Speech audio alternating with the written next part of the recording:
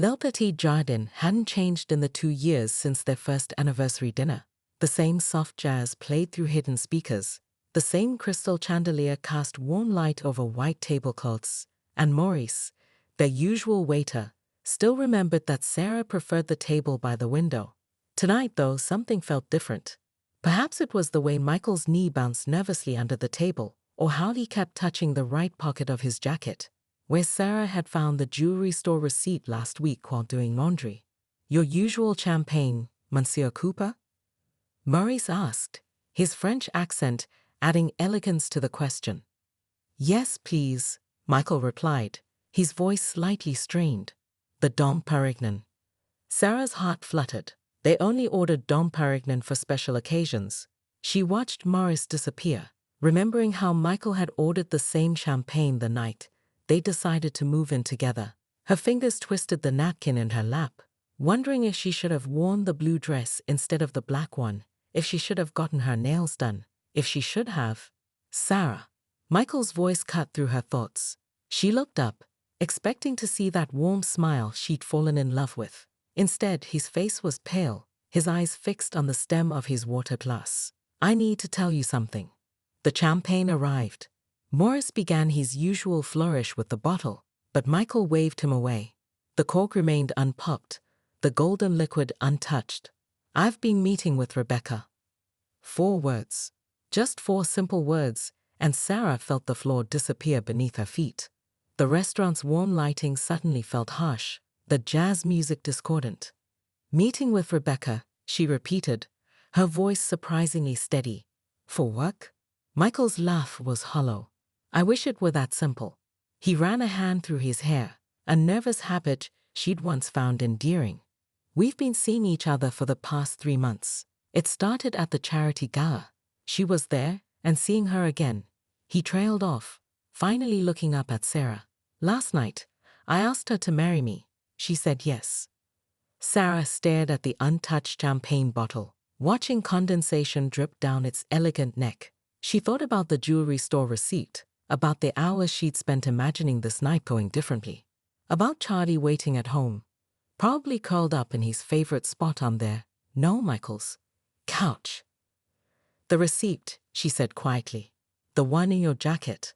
The ring was for her. Michael's voice cracked. "I'm so sorry, Sarah. I never meant for this to happen. Rebecca and I, we have history. We were meant to be together. These past 2 years with you have been amazing. But, stop." Sarah held up her hand. The restaurant had gone quiet, or maybe that was just the blood rushing in her ears. "You don't get to do that. You don't get to rewrite our story into just a chapter in yours and Rebecca's epic romance." She stood up, her movements mechanical. The black dress had been a good choice after all, appropriate for a funeral. Because that's what this was, wasn't it? The death of every dream, every plan, every future she'd imagined. "Sarah, please." Michael reached for her hand. She stepped back, bumping into Maurice, who had appeared with fresh bread. "Don't," she said, her voice barely a whisper. "Just don't."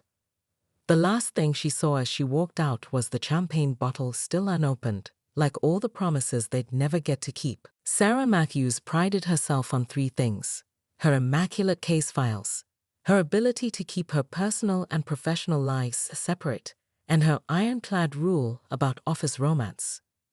Dating coworkers is like microwaving fish in the break room. She'd once told her best friend Lisa over happy hour, "You might enjoy it for a moment, but everyone ends up suffering." That philosophy had served her well through 4 years at Preston and Associates, where she'd risen to become the youngest senior paralegal in the firm's history. She'd watched enough workplace relationships implode to fill a season of reality TV, each disaster affirming her stance. So when Michael Cooper first walked into the conference room that rainy Tuesday morning in October, Sarah didn't allow herself to notice how his blue eyes crinkled at the corners when he smiled, or how his slightly disheveled dark hair gave him an endearing boy-next-door quality. What she did notice was the spreading coffee stain on his crisp white shirt, the way his hands trembled slightly as he attempted to set up his laptop for the presentation, and how the senior partners were already checking their watches with thinly veiled impatience. Michael was new, a lateral hire from Brooks and Watson, and this was his first major presentation to the firm's executive committee. Technology issues, he mumbled, his face flushing as the projection screen remained stubbornly blank. Sarah watched him fumble with the cables for another excruciating 30 seconds before her feet moved of their own accord. Without a word, she walked over, pressed 2 buttons on the conference room's control panel, and suddenly his desktop sprang to life on the screen. Their eyes met briefly as she stepped back. The gratitude in his gaze made something flutter in her chest, a sensation she immediately tried to suppress. She didn't know then about Rebecca Taylor, the golden-haired daughter of the firm's founding partner, or about the engagement that had imploded 3 months earlier. She didn't know that Michael had spent those 3 months sleeping on his brother's couch, trying to piece his life back together. All she knew was that when he began his presentation, his voice steady despite the coffee stains spreading across his chest, she found herself actually listening instead of just taking notes. The rest of the day passed in a blur of depositions and court filings, and Sarah had almost forgotten about the morning's events when she returned to her desk after a late client meeting. There, propped against her computer monitor, was a small white envelope. Inside, she found a handwritten note on expensive stationery. "Thank you for saving me this morning. Coffee sometime. I promise not to spill it this time. Michael. P.S. I saw you eyeing the last blueberry muffin in the break room earlier. Check your top drawer." Sarah opened her drawer to find a fresh blueberry muffin from the artisanal bakery down the street. Despite herself, she smiled. It was just coffee, she reasoned. One coffee couldn't hurt. She didn't know then that some rules were meant to be broken, or that sometimes the best stories begin with a coffee stain and a broken rule. 1 year to the day after that fateful dinner at Le Petit Jardin, Sarah sat in her corner office overlooking Manhattan, preparing for her Forbes interview. The magazine had named her one of their 40 under 40. Not bad for a former paralegal who turned heartbreak into an empire. Phoenix Digital now had offices in 3 cities and a client list that read like a who's who of law firms. Ms. Matthews, her assistant, James, appeared at the door. "The Forbes reporter is here. Also, you received this." He handed her an elegant cream envelope, a wedding invitation. Sarah recognized the calligraphy immediately. It was from the same artist who'd addressed Rebecca's Christmas card so long ago. "The wedding's been called off," James added quietly. "It's all over legal Twitter. Apparently, Mr. Cooper and Miss Taylor had a very public argument in the firm's lobby about living in the shadow of someone else's success."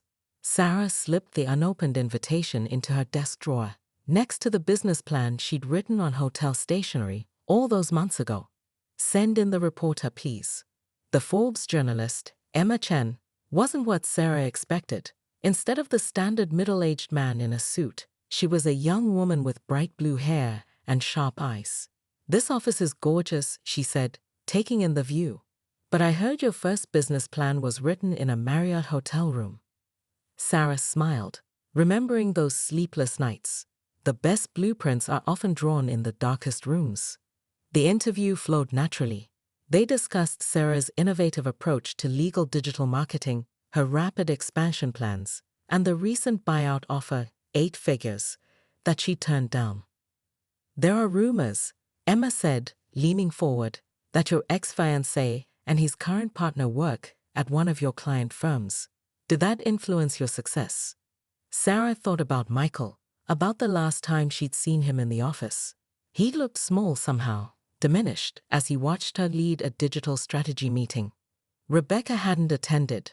She'd transferred to their Boston office the month before. "You know," Sarah replied, "I used to think my story was about them, about proving something. But the truth is, success isn't about who hurt you. It's about who you become while healing." After the interview, Sarah walked to her favorite coffee shop, not the one she used to frequent with Michael, but a tiny place she'd discovered during those first painful weeks in Manhattan.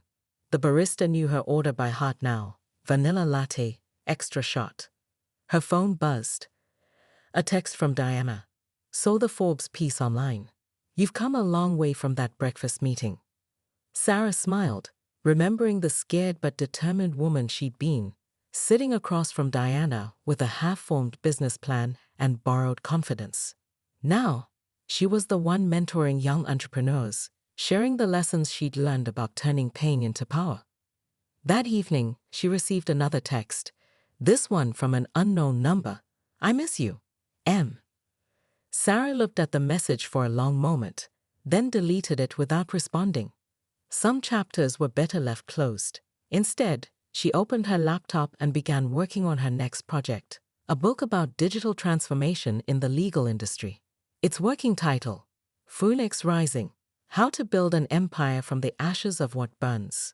The city lights twinkled below, and somewhere in the distance, a new day was dawning. Sarah Matthews, CEO, took another sip of her coffee and began to write. This time, she knew exactly how the story would end. 6 months of grinding work had led to this moment. Sarah stood in the elevator of her old firm, Wilson, Taylor and Associates, her fingers brushing over the embossed business cards in her pocket. Sarah Matthews, CEO, Phoenix Digital Solutions. The irony of the company name wasn't lost on her. She'd chosen it deliberately, a reminder that something powerful could rise from the ashes of her old life. Her heels clicked against the marble floor as she walked past her old desk, now occupied by someone else. The security guard did a double take, almost dropping his coffee.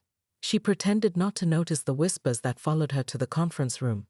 Her company had won the bid to revolutionize the firm's digital presence, a contract worth 7 figures. She hadn't known then that this was Michael and Rebecca's firm now. The conference room looked exactly as she remembered, down to the slight scratch on the table where she'd once caught Michael's wedding ring, spinning it absently during a late-night prep session. Now, she set up her laptop with steady hands, arranging handouts with methodical precision. "Sarah." The familiar voice made her spine stiffen. She turned to find Michael frozen in the doorway, his face pale. Rebecca stood just behind him, her engagement ring catching the morning light. They looked like they'd seen a ghost. In a way, they had. "Good morning," Sarah replied, her voice professional and cool. She couldn't help but notice how tired they both looked, how the strain showed in the slight distance between them as they took their seats. "Shall we wait for the others?" The senior partners filed in, including Rebecca's father, who merely raised an eyebrow at the tension crackling through the room.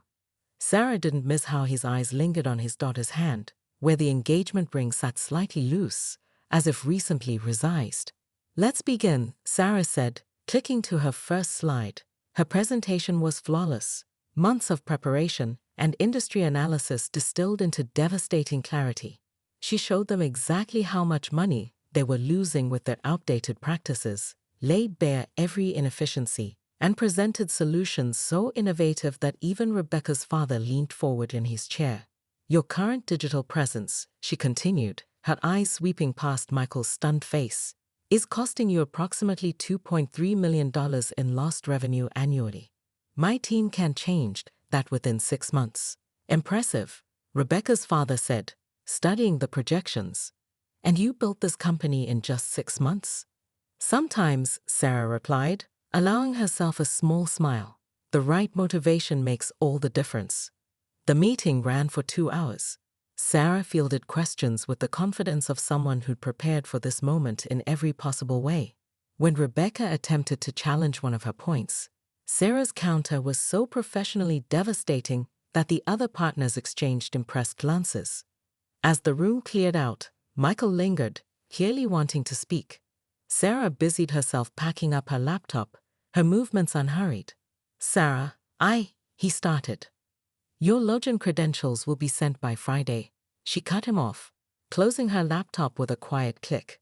"Please ensure all team members complete the onboarding survey by next week."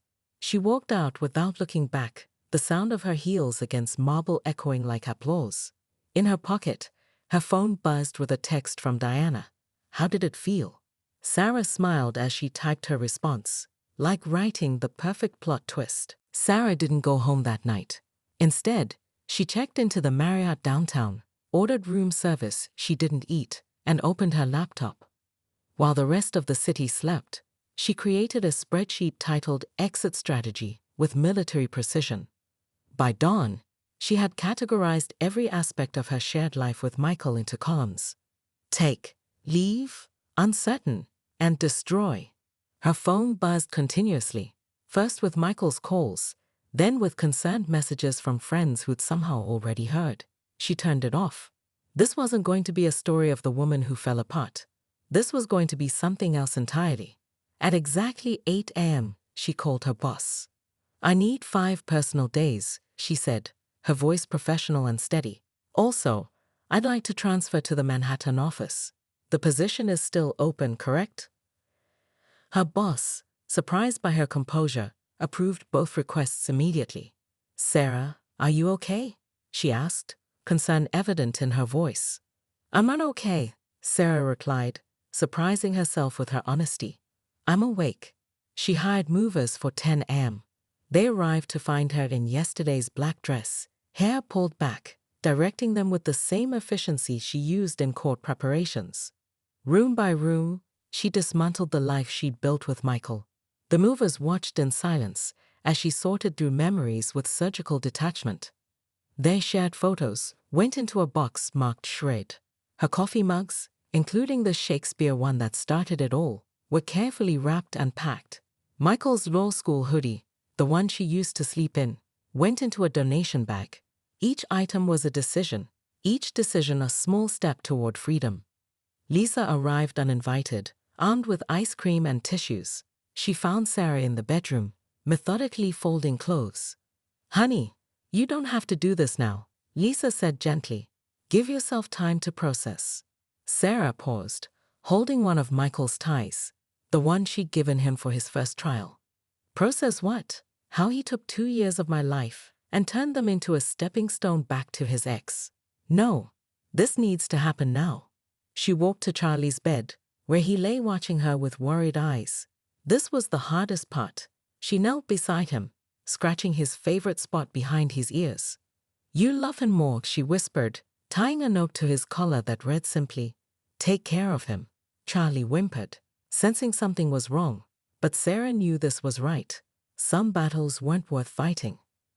The last thing she packed was her business plan, the one she'd shelved when Michael needed help studying for the bar. She smoothed out the creased pages, yellow with age but still full of possibility. While everyone expected her to be crying on Lisa's shoulder, Sarah was instead opening her laptop again, this time to research small business loans. "What are you doing?" Lisa asked, watching her friend type furiously. Sarah looked up, and for the first time since last night, she smiled. It wasn't a happy smile. It was something fiercer. "I'm writing a new story," she said. "And this time, I'm the only one holding the pen." She left her key on the kitchen counter, next to the coffee maker they'd bought together. No note, no tearful goodbye. Just the quiet click of the door closing on one chapter and opening another. The Christmas card arrived on a Tuesday, tucked between their utility bill and a flyer for local takeout. Sarah almost missed it. A cream-colored envelope addressed only to Michael Cooper in elegant calligraphy. Inside was a photo of Rebecca Taylor at some charity gala, her blonde hair cascading over a midnight blue gown, her smile radiant under the crystal chandeliers. The message was simple: thinking of old times. Happy holidays, R. Sarah placed it on Michael's desk without a word, ignoring the slight tremor in her hands. That night, she noticed he took the card with him when he went to catch up on some work in his home office. She pretended not to hear him close the drawer where he kept it. The changes came slowly, like clouds gathering before a storm. First, it was their standing Thursday date nights. For 2 years, they'd never missed one, even during bar exam prep. Michael had always made time for their weekly ritual. But suddenly, urgent cases began piling up, each one requiring late nights at the office. "It's just this big merger," he'd explain, kissing her forehead distractedly. "Once it's done, things will calm down." But Sarah worked at the same firm. She knew there was no major merger in progress. Their shared lunches became solo affairs, with Michael citing client meetings that somehow never appeared in the firm's scheduling system. His phone began to buzz more frequently during dinner, and he'd smile at the screen in a way that made Sarah's stomach knot. He started taking calls in the other room, his voice dropping to a whisper that didn't quite mask his laughter. During Jenny Moore's wedding reception, Sarah caught the bouquet, an act that once would have earned her a playful wink from Michael. Instead, he remained fixated on his phone, thumbs typing rapidly. The blue light from the screen illuminated his face, casting shadows that made him look like a stranger. That night, while hanging up his suit jacket, a long blonde hair caught the light, unmistakably different from Sarah's dark brown waves. She held it up to the bedroom lamp, watching it shimmer like a warning sign she couldn't ignore. Charlie, the usually energetic terrier, sensed the tension and stayed curled at her feet, his brown eyes following Michael's increasingly frequent exits from the apartment. The final warning came during their morning coffee routine. Michael had always fixed their drinks the same way: her vanilla latte with an extra shot, his black coffee with a splash of cream. But that morning, she watched him absent-mindedly prepare 2 black coffees with a splash of cream. When she pointed out the mistake, his face flickered with something like guilt before he quickly corrected it. Sarah began to notice other small details. Rebecca's name appearing in casual conversation, usually through mutual friends' social media updates. The way Michael's eyes would drift to the firm's front desk when Rebecca would stop by to have lunch with her father. How he began taking the long way to his office, past Rebecca's department, instead of his usual route. The universe was screaming its warnings, but Sarah had invested 2 years of her life in this relationship. She'd learned to love the way Michael hummed off key in the shower, how he couldn't fold fitted sheets to save his life, the way he always saved the last bite of dessert for her. How do you start unbelieving in a future you've already planned? That first coffee date turned into dinner, which turned into weekend brunches, which somehow morphed into Sarah finding herself in the law library at 3 a.m., watching Michael surrounded by towers of legal texts as he prepared for the bar exam. She'd bring him fresh coffee in his favorite chipped mug, the one with Shakespeare's "Though she'd be but little, she is fierce" quote that he'd bought her after their 3rd date. The librarian had long stopped giving them suspicious looks, probably because Sarah always brought her cookies. "You don't have to stay," Michael would say, his voice hoarse from reciting tort law for hours. But Sarah would just pull up a chair, prop her feet on his lap, and start quizzing him from his flashcards. She loved watching his mind work, how he'd pace between the bookshelves arguing points of law with himself, his hands gesturing animatedly as if addressing an invisible jury. Their relationship wasn't built on grand gestures, but rather on the quiet moments that most people overlook. Like the night Michael lost his first big case, a pro bono matter involving a single mother facing eviction. Sarah found him sitting on their fire escape, his tie loose around his neck, staring at the city lights. Without a word, she crawled out beside him, pressed a glass of whiskey into his hand, and held him while he processed his first real taste of defeat. "I really thought I could help her," he whispered into her shoulder. "You did help her," Sarah replied, running her fingers through his hair. "You showed her someone cared enough to fight for her. Sometimes that's everything." The next morning, she watched him make calls to local housing nonprofits until he found his client alternative housing. That was the moment Sarah realized she wasn't just falling in love with Michael. She was falling in love with the person she became around him. When Sarah's grandmother passed away, Michael didn't try to fix her grief with platitudes. Instead, he showed up at her apartment with a cardboard box that emitted suspicious whimpering sounds. Inside was a scruffy terrier mix with one ear that flocked the wrong way. The shelter named him Charlie, Michael explained, as the dog covered Sarah's tear-stained face with kisses. "He's missing a tooth and snores like a freight train, but he needed a home. I thought maybe you both could help each other heal." Charlie became their bridge to building a real life together.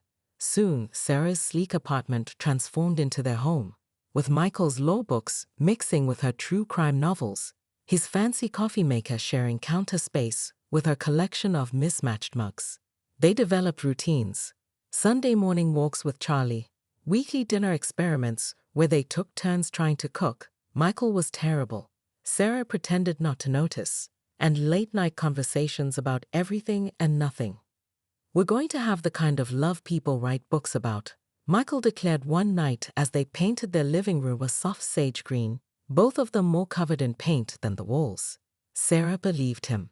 After all, he'd already proved he could break down her strongest rules. Why not break down her walls against happy endings too? She didn't realize then that some stories have chapters we never see coming, and that sometimes the most beautiful beginnings can lead to the most unexpected endings. The Manhattan office felt like exile at first, a gorgeous prison of glass and steel, 60 floors above the city that never slept. Sarah spent her first week working until midnight, not because she had to, but because her hotel room felt too quiet. On her 8th night of voluntary overtime, Diana Chen, the office's managing partner, stopped by her desk. "I know what you're doing," Diana said, perching on Sarah's desk with the casual confidence of someone who'd shattered several glass ceilings. "I did the same thing after my divorce, worked myself numb. But you're different from the others who try to drown their pain in paperwork. You're planning something." Sarah glanced at her laptop screen, where a business plan draft glowed beneath a minimized stack of legal documents. Diana smiled, sliding a business card across the desk. "Tomorrow, 7 a.m. Meet me for breakfast. Bring that plan you're trying to hide." The next morning, over Eggs Benedict at a rooftop restaurant overlooking Central Park, Sarah presented her vision. She explained how law firms were hemorrhaging millions through outdated digital practices, how she developed a revolutionary approach to legal digital marketing during her years observing from the inside. Diana listened, occasionally making notes in a small leather notebook. When Sarah finished, the older woman was quiet for a long moment. "You need seed money," she finally said. It wasn't a question. Sarah nodded. "I was planning to sell my engagement ring fund." "No," Diana cut her off. "You'll need that for operating costs. I'm calling Marcus at First Capital. He owes me a favor." She paused, studying Sarah with shrewd eyes. "But first, we need to address the packaging." That afternoon, Diana took Sarah to her personal stylist. "If you're going to disrupt an industry," she explained, "you need to look the part." Sarah watched in the mirror as her dark waves were transformed into a sleek, powerful bob. The stylist replaced her subtle makeup with bold colors, including a red lipstick she would have never chosen for herself. "Too much?" she asked, touching the bright color uncertainly. "Perfect," Diana declared. "Now you look like someone who could make old men nervous about their profit margins." The transformation wasn't just external. Sarah worked 18-hour days, splitting time between her paralegal duties and building her company. She hired a business consultant with her savings, learned to code basic websites at night, and networked at every legal technology event in the city. When the first investor meeting arrived, Sarah walked in wearing a suit that cost more than her monthly rent, her grandmother's pearls, and that bold red lipstick that now felt like armor. Her hands didn't shake as she opened her laptop. She didn't think about Michael or Rebecca or the life she'd left behind. "Gentlemen," she began, her voice steady, "let me show you why the legal industry's approach to digital marketing isn't just outdated, it's costing you millions." 2 hours later, she walked out with her first round of funding. That night, alone in her hotel room, Sarah didn't cry. Instead, she opened a bottle of champagne, not Dom Perignon, but something better, a brand she'd chosen for herself. As she watched the city lights twinkle below, her phone buzzed with a text from Diana. "Welcome to your origin story.